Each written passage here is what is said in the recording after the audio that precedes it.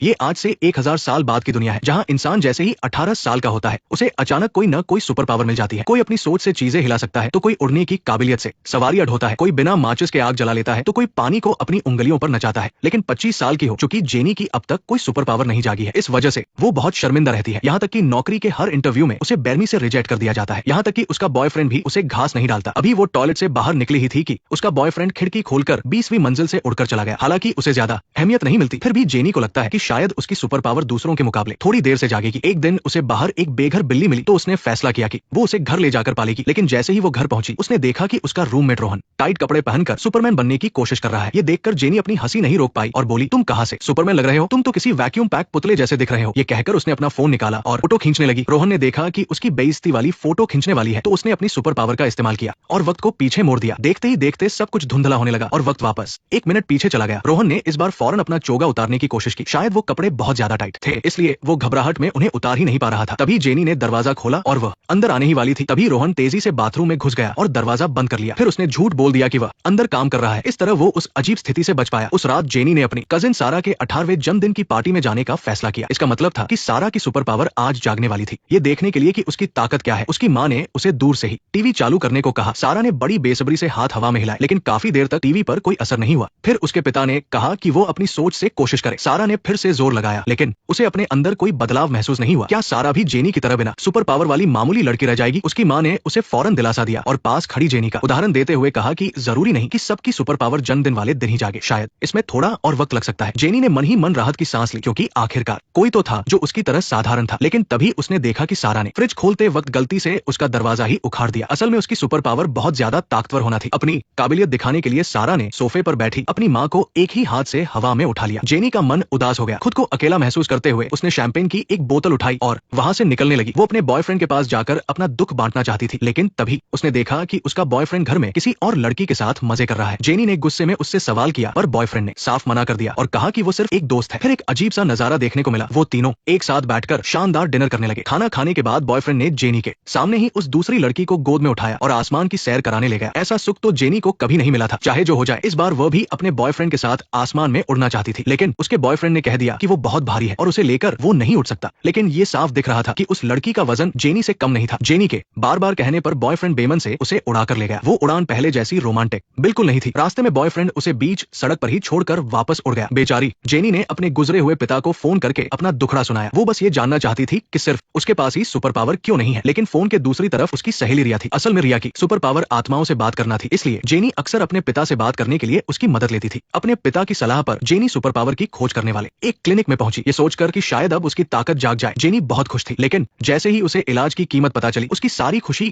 गायब हो गई। हार मानकर जेनी ने अपने ही तरीके से सुपर पावर जगाने का फैसला किया। अगली सुबह वे दोनों एक होटल गए और सबसे ज्यादा तीखी डिश ऑर्डर की। लेकिन जेनी का चेहरा मिर्च से लाल तो हो गया, पर सुपर पावर का कहीं नामो निशान नहीं था। जेनी से जब बर्दाश्त नहीं हुआ तो वो एक स्टोर में भागी और फ्रीजर से दूध की बोतल निकालकर गटकने लगी। अभी उसने आधा ही पिया था कि अनाउंसमेंट होने लगी। ये वाकई बहुत ही शर्मिंदगी वाली बात थी। रिया ने देखा कि शरीर को तकलीफ देने से काम नहीं बन रहा, तो उसे लगा कि शायद दिमाग पर दबाव डालना चाहिए, जैसे इंसान बहुत ज्यादा डर या बेचैनी में अपनी छिपी हुई ताकत दिखाता है। रिया के दिमाग में जेनी की सुपर पावर जगाने के लिए एक नया आइडिया आया, लेकिन जैसे ही रिया ने उसका हाथ छोड़ा, जेनी के होश उड़ गए, क्योंकि वे उसी क्लिनिक के सामने थे जिससे जेनी सबसे ज्यादा डरती थी। उसने बिना सोचे दौड़ लगा दी और आखिर में रिया उसे खींचकर अंदर ले ही गई। डॉक्टर ने जब देखा कि जेनी बहुत ज्यादा डरी हुई है, तो उसने उसकी घबराहट कम करने के लिए एक गोली दी। जेनी ने पहले तो मना कर दिया, क्योंकि वो यहाँ डर और बेचैनी महसूस करने ही आई थी, ताकि उसकी ताकत जाग सके। लेकिन जैसे ही उसने डॉक्टर के हाथ में बड़ा सा इंजेक्शन देखा, उसकी सारी अकड़ ढीली पड़ गई और उसने फौरन वो गोली खा ली। जेनी को शांत होकर क्लिनिक से बाहर निकलते देख रिया समझ गई कि प्लान फेल हो गया है। लेकिन अच्छी बात यह थी कि उसने और रोहन ने एक और प्लान बना रखा था। थोड़ी ही देर में रोहन तेजी से गाड़ी लेकर वहां पहुंचा। असल में वे दोनों किडनैपर बनकर जेनी को डराना चाहते थे। उन्होंने जबरदस्ती उसे गाड़ी की डिक्की में डाल दिया, पर जेनी पर उस गोली का असर अभी खत्म नहीं हुआ था, इसलिए उसे जरा भी डर नहीं लगा। उल्टा उसने फोन निकालकर अपने एक्स बॉयफ्रेंड को प्यार भरे मैसेज भेजना शुरू कर दिए। इसी बीच रोहन और रिया खाने पीने में इतने खो गए कि ट्रैफिक पुलिस उनकी गाड़ी उठाकर ले गई और उन्हें पता तक नहीं चला। जब उन्हें होश आया तो उन्होंने गाड़ी ढूंढना शुरू किया। काफी मशक्कत के बाद गाड़ी तो मिल गई, पर चाबी गायब थी। खुशकिस्मती से जेनी की कजिन सारा वहां से गुजर रही थी। आखिरकार जेनी के कहने पर सारा ने ही मदद की। सारा ने एक जोरदार झटका दिया और गाड़ी की डिक्की का दरवाजा खुल गया। तभी जेनी को एहसास हुआ कि अपने पुराने बॉयफ्रेंड से हाथ जोड़कर मिन्नतें करना उसे कितना लाचार दिखा रहा है। उसने अपनी मौसी से मदद मांगी कि वे अपनी सुपर पावर से उसके भेजे हुए मैसेज डिलीट कर दे, पर मौसी को स्मार्टफोन चलाना बिल्कुल नहीं आता था। मामला सुधरने के बजाय और बिगड़ गया और गलती से फोन गाड़ी के ब्लूटूथ से जुड़ गया। वे प्यार भरी बातें सुनकर गाड़ी में मौजूद हर कोई शर्म से पानी पानी हो गया। पूरे माहौल में अजीब सी बेचैनी बेचैनी फैल गई। सारा ने सलाह दी कि पुराने मैसेज को छिपाने के लिए वह और भी बहुत सारे मैसेज भेज दे ताकि उसका बॉयफ्रेंड पुराने वॉइस मैसेज न सुन पाए। जेनी को ये बात सही लगी, इसलिए घर पहुंचते ही वो अपनी फोटो भेजने की तैयारी करने लगी। बॉयफ्रेंड का ध्यान खींचने के लिए उसने सोचा कि वो कम से कम कपड़े पहने, पर उसे लगा कि यह भी काफी नहीं होगा। तभी उसके दिमाग में एक बहुत ही हिम्मत वाला आइडिया आया। उसने पीछे बैठी काली बिल्ली के बारे में जरा भी नहीं सोचा। जैसे ही उसने अपने कपड़े उतारे, उसे अपने पीछे एक आदमी खड़ा दिखा। जेनी बुरी तरह डर गई और जोर से चिल्लाने लगी। असल में वो काली बिल्ली ही इंसान बन गई थी। कुछ दिन पहले जेनी को ये बिल्ली सड़क पर लावारिस हालत में मिली थी और उसने हमदर्दी दिखाते हुए इसे घर ले आई थी। लेकिन रात के वक्त वह बिल्ली चुपके से उसके बिस्तर पर चढ़ गई और देखते ही देखते एक आदमी के रूप में बदल गई। जेनी ने आंखों पर पट्टी बांध रखी थी, इसलिए उसे शुरू में कुछ पता नहीं चला। जब वो सोकर उठी तो वो आदमी फिर से बिल्ली बन गया। जेनी को लगा कि शायद ये उसका वहम था, इसलिए वो दोबारा गहरी नींद में सो गई। पर इस बार वो बिल्ली इंसान बनकर उसके ठीक सामने खड़ी थी।